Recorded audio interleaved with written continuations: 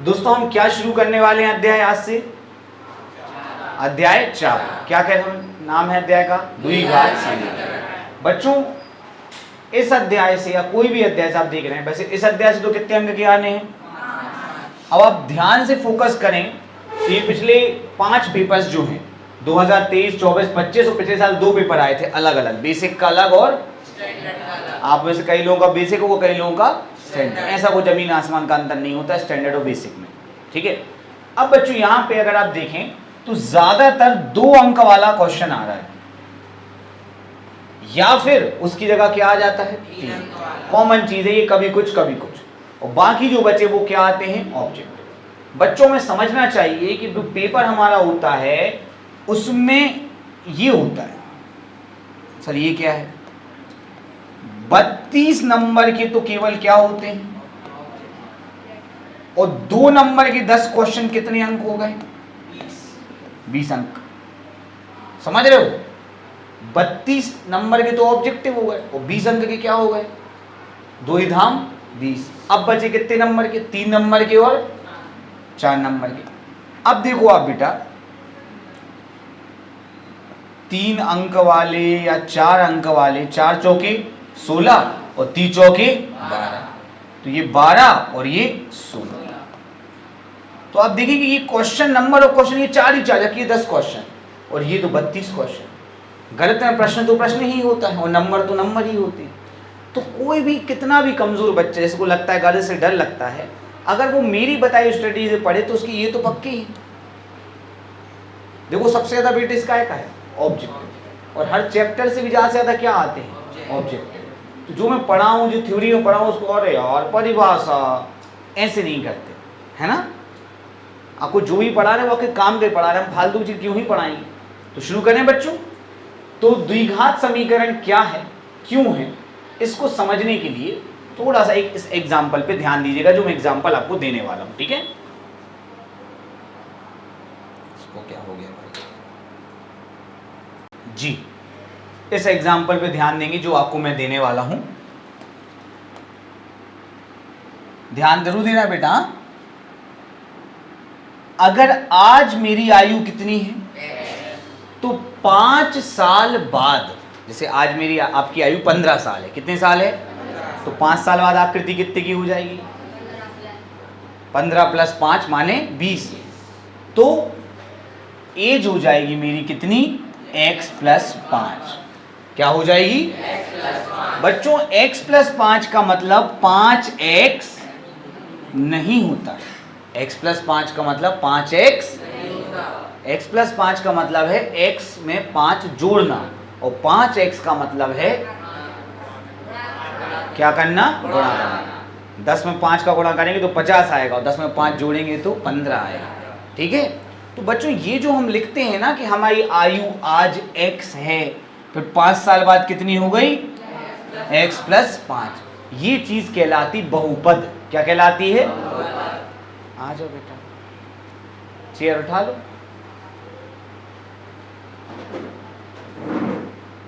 Bench पे ही बैठ सकते हो बेटा तान्या, किसी एक आध दोस्त को उठा लो, बैठा लो, बैठ जाओ ना, कोई दिक्कत नहीं है किसी को। और तान्या बेंच पे बैठ जाओ, और किसी को जाना तान्या के साथ, इस तरह बैठो, कोई दिक्कत नहीं है, हम बोल रहे बैठो।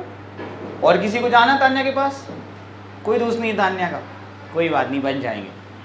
जाना बेटा? अरे चलो यहाँ देखो, वापस आओ। मैं क्या बोल रहा था, इसको क्या कहते हैं बच्चों? बहुपद। जब दी गई कंडीशन को हम चर के माध्यम से दर्शा, उसको क्या बोलते हैं? बहुपद। बहुपद केवल चर के माध्यम से क्या होता है? दर्शाना। अब एग्जाम्पल के लिए मेरे पास एक प्लॉट है, मेरे पास क्या है? एक प्लॉट है।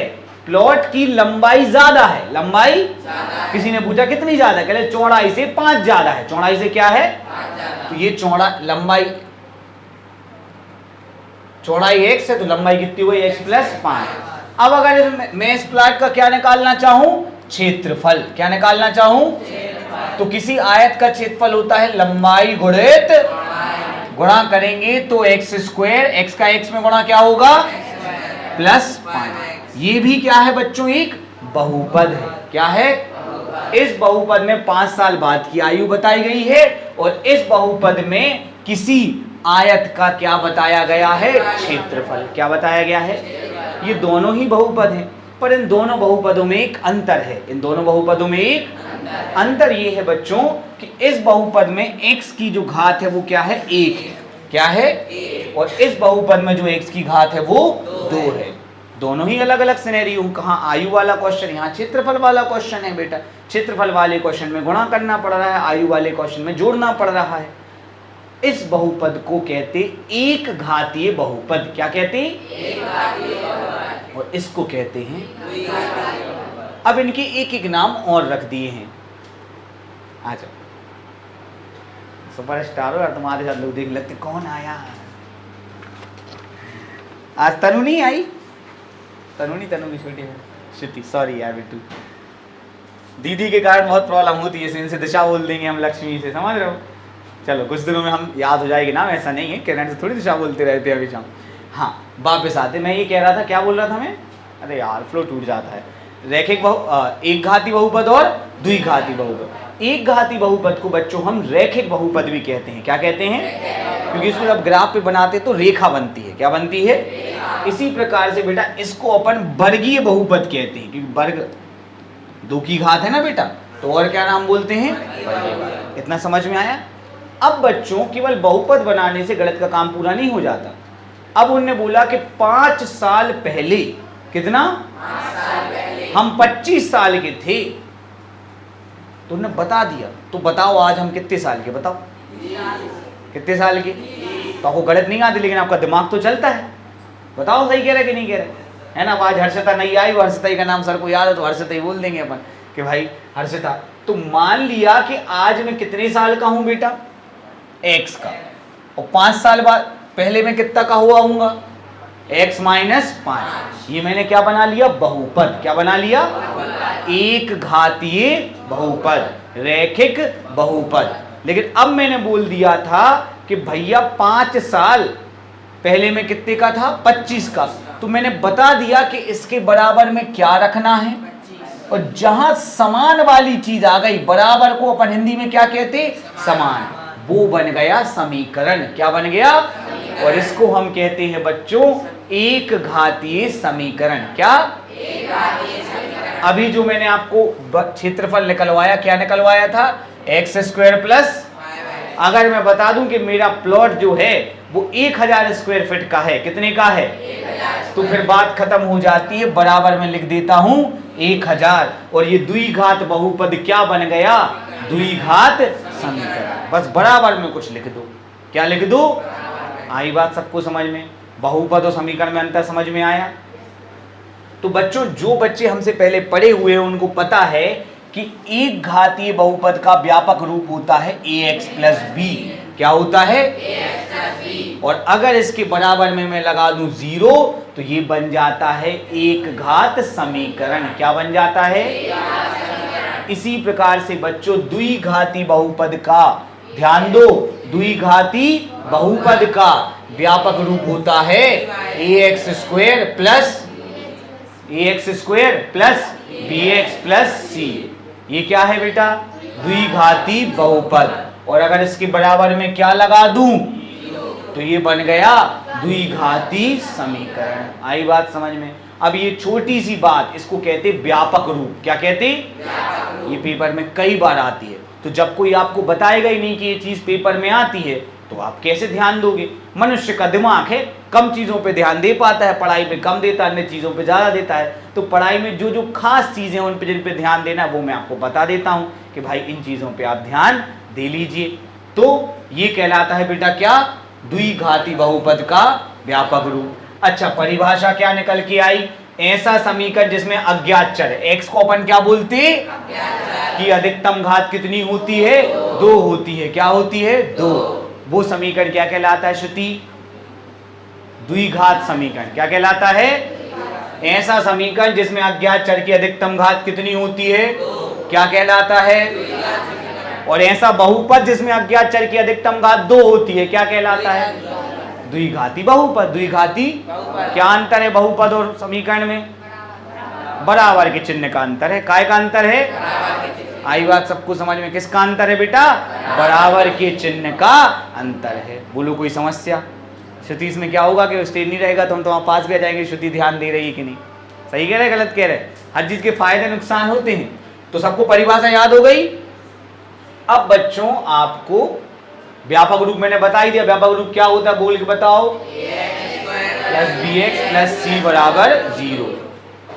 हाँ बेटा थोड़ा सा खिसक जाओ, थोड़े से लेट नहीं हो गए? देखो आज मैं रुका रहा, आपने गौर किया होगा इस पर नया चैप्टर, कोई बात नहीं, भाई तो होशियार है अपना, है ना। हाँ तो मैं ये बात कर रहा था कि पहले हमने क्या पढ़ा था? द्विघाती, अरे यार द्विघाती, और इसके बराबर में क्या लगा दिया? तो क्या बन गया नीलम? तुम्हारा नाम तो याद है, क्या बन गया नीलम? द्विघाती समीकरण, है ना अनुश्री? बाकी जो अच्छे होशियार बच्चे उनको पता है कि ए क्या नहीं होना चाहिए, क्यों नहीं होना चाहिए? होगा कि 0 हो गया तो 0 इंटू एक्स स्क्वायर ये क्या हो जाएगा? 0। और जब एक्स स्क्वायर ही चला गया, 2 की घात ही चली गई, तो काय का द्विघात, तो फिर काय का। अपन को तो ऐसा नहीं करना है। तो जो होशियार बच्चे जिन्होंने पढ़ाई अच्छे से करी वो क्या लिखते हैं बाजू में, बाकी नहीं भी लिखोगे तो चल जाता है, इतना तो बच्चों की जान नहीं लेते लोग। क्लियर हो गया बेटा? तो पहले हमने क्या पढ़ा था, एक बार फिर से रिपीट कर दो। इसका नाम क्या है? द्विघातीय। इसके बराबर में क्या लगा दिया? तो क्या बन गया? इससे एक बहुत महत्वपूर्ण ऑब्जेक्टिव बनता है कि यदि px एक द्विघात बहुपद है, यदि px एक, तो इसके बराबर में लगा दिया 0, तो px बराबर 0 क्या बना? द्विघात समीकरण, द्विघात। और इसका उल्टा भी आता है, यदि px बराबर 0 एक द्विघात समीकरण है तो px क्या बनेगा? द्विघात बहुपद। क्या बनेगा? आ गई बात सबको समझ में?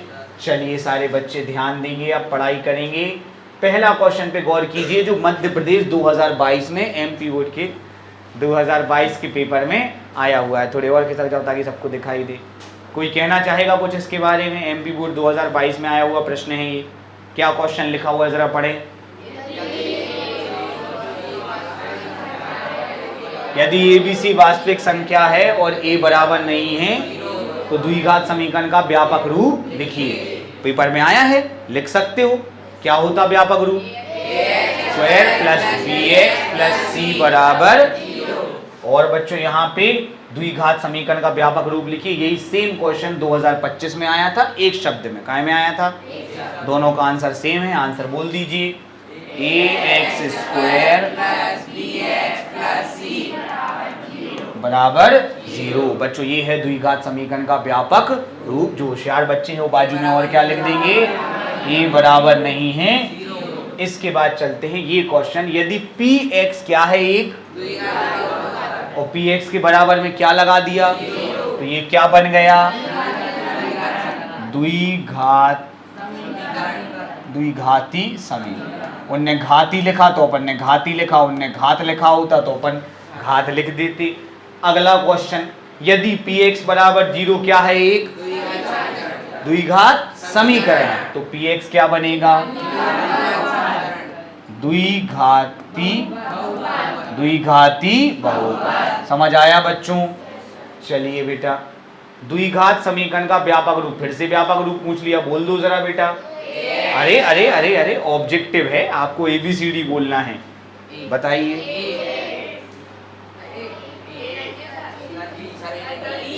बोर्ड परीक्षा का क्वेश्चन है, थोड़ी इज्जत तो दो। क्या है इसका सही जवाब? सी। कौन सी परीक्षा का क्वेश्चन है? बोर्ड परीक्षा। थोड़ी इज्जत देनी पड़ती है क्वेश्चन को, है ना बेटा? बोर्ड परीक्षा एकदम से जो चल लगा दिया। कितने सारे बच्चे पेपर के बाद आए, कह लगे सर हमने ए लगा दिया। हमने कहा बताओ यार, कह ले सर वो हमें लगा सही तो है। इसलिए ध्यान से पढ़ाई करनी पड़ती। क्या करनी पड़ती है? एक बच्चे तो कह ले सर हमारे तो मतलब जहाँ पेपर देने गए थे वहाँ सर ने ही बताया था कि ये लगा लो। वो गलत ही बता देते हैं, पूरे सही बताएंगे तो नकल प्रकरण बन जाएगा। तो क्या करते हैं कि 32 में से जहाँ हो जाती, वैसे तो ये गलत चीज़ है, पर जहाँ हो जाती वहाँ 32 में से 25-26 सही बताते हैं। तो जो दिमाग वाले हैं वो सबसे सड़े वाले गलत बताते हैं, वो जैसे यही बता देंगे गलत, ताकि जिनमें दिमाग है वो सही कर ले, ताकि कोई के 26 सही हो, कोई के 25, कोई के 28 अलग अलग होंगे तो चेक करने में शक नहीं आएगा। क्या नहीं आएगा? बहुत दिमाग लगाना पड़ता है पाप करने। क्या सबको समझ में आया बच्चों? तो परिभाषा लिखी, वो सारे ऑब्जेक्टिव लिखिए, कर लीजिए बेटा। देखो बेटा, ये है आदर्श विद्यार्थी, उसका नाम ही आदर्श है। उसने ध्यान दे लिया कि सर आप कहाँ दिमाग लगाते हो, कहाँ आपका ध्यान रहता है। इसमें द्विघात बहुपद पूछा है। क्या पूछा है? तो बहुपद द्विघात में क्या रहेगा? ax स्क्वायर a बराबर नहीं 0। इसके बराबर में 0 नहीं लगाएंगे। देखा, ध्यान देने से क्या हो। ताली बजाओ आदर्श के लिए सारे बच्चे, वेरी गुड। तो बच्चों अब शुरू हो रही है प्रश्नावली 4.1। क्या शुरू हो रही है बच्चों? प्रश्नावली 4.1 में हमें एक समीकरण दिया है। इस समीकरण को हमें सॉल्व करना है और देखना है कि यह द्विघात समीकरण है या नहीं। तो सबसे पहले हम लिखेंगे दिया गया समीकरण है। दिया गया क्या है श्रुति? दिया गया समीकरण x से x प्लस 1 है, प्लस में क्या है 8 है, और बताओ x प्लस 2 x माइनस। दिख गया सबको? अब आप इस समीकरण को भूल जाइए। आप मुझे ये बताइए कि आप में से कितने लोगों को ये पता है कि a plus B into A minus B क्या होता है? देखो तनिष्का, मेरी बात समझो तुम बेटा। अगर तुमको ये नहीं भी पता, अगर तुमको ये, तो कोई समस्या, मैं आपको समझाता हूं कि पता होने से और पता ना होने से क्या फर्क पड़ेगा। बच्चों अगर मुझे नहीं पता तो मैं सिंपल गुणा करूंगा। क्या करूंगा? x का गुणा x में किया तो 2 मिनट रुकना बेटा।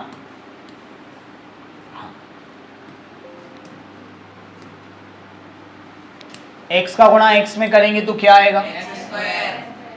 फिर x का गुणा माइनस के 2 में करेंगे तो x का हो गया दोनों में, प्लस का 2 में करेंगे तो प्लस के, और प्लस के 2 का माइनस के 2 में करेंगे तो माइनस के 4। 2x से 2x क्या बचा? समझ में आया? आ गया। अब अगर मुझे याद होता, ये मुझे क्या होता याद, कि ये फॉर्मूला होता है a plus B into A minus B बराबर ए स्क्वायर माइनस, तो ये है x प्लस 2 और ये है x माइनस 2, तो ये आ जाता x का स्क्वायर माइनस, आवाज नहीं आ रही यार, x का स्क्वायर माइनस और 2 का स्क्वायर क्या होता है 4। तो देखो आंसर तो वही आया, चाहे गुणा करे करो चाहे ऐसे। पर मैं ये जानना चाहता हूं तनिष्का कि कौन सा तरीका ज्यादा सही रहेगा। तो सूत्र अपने दुश्मन नहीं हैं, सूत्र तो अपने मित्र हैं। सूत्र अपने क्या हैं? सूत्र से हमें ताकत मिलती है और गणनाएं क्या होती हैं? छोटी। गणनाएं क्या होती हैं? तो ये मत सोचो कि यार हमें याद नहीं है, हम क्या करें। कब तक ऐसे सोचोगे बेटा? अरे बढ़िया एक लिस्ट बड़ा सा लिख लो कागज में, a plus B into A minus B बराबर ए स्क्वायर माइनस, और जहां सबसे ज्यादा वहां चिपका लो। अगर सबसे ज्यादा फोन खरीदते हो तो फोन पे एक कवर बनवा लो, वो कवर आता है, उस कवर पे चिपका लो a प्लस बी, एक सूत्र 10 नहीं जो हमने बोला बस वो, a plus B into A minus B बराबर ए स्क्वायर माइनस बी। तो जब भी फोन खोलोगे तो वो भी दिख जाएगा। आज ये करके देखो, नहीं तो जहाँ पढ़ते हो पढ़ते हो, अगर तो मुझे पता नहीं तो कोई स्टडी टेबल तो वहाँ चिपका लो। समझ रहे हो? तो ज़्यादातर फ़ोन ही चलाते हो, फ़ोन के ऊपर चिपका लो ताकि याद रहे। आज ही ज़रूर करना बेटा। समझ रहे हो? हर एक बड़ा होशियार बच्चा एक छोटी चीज़ से स्टार्ट करता है, वो छोटी चीज़ आज है। आप करोगे तो बेटा आप होशियार बन जाओगे। केवल 10th तक ही अभिषेक सर आपके साथ हैं, 11th में हम भी ऐसे नहीं पढ़ाते छोटे बच्चों की तरह, क्योंकि वो मैथ्स वाले बच्चे होते। इसलिए आज जो कमजोरी है उसको सुधारो अगर पढ़ाई करना ही है तो। चलिए समझ में आ गया सबको? इस तरफ देख लेते हैं बच्चों, x का गुणा x में करेंगे तो, x का गुणा प्लस 1 में करेंगे तो, और ये 8 अलग से, बोलो कोई दिक्कत? अब बच्चों हम पक्षांतर करेंगे। क्या करेंगे? तो ये तो लिख दिया ज्यों का, चलो ले आओ उनको इस तरफ। प्लस का एक्स स्क्वायर और माइनस का 4। क्या सबको समझ में आया? अनुश्री को आया समझ के नहीं आया? आ गया पक्का? बच्चे ध्यान यहाँ वहां रहते हैं। शुभ आ गया है? चलो बेटा फिर एक्स स्क्वायर से एक्स स्क्वायर, प्लस का एक्स स्क्वायर और माइनस का एक्स स्क्वायर, अपने पास क्या बचा? प्लस के 8 प्लस के 4 प्लस के बराबर 0। अब बताइए क्या यह द्विघात समीकरण है? तो यहां पर एक लाइन लिख देंगे, चूंकि दिए गए समीकरण में अज्ञात चर की अधिकतम घात या सिंपल x की घात 2 अधिकतम घात 2 है कि नहीं है, अतः दिया गया समीकरण द्विघात समीकरण। समझ गए? लिख लीजिए बच्चों।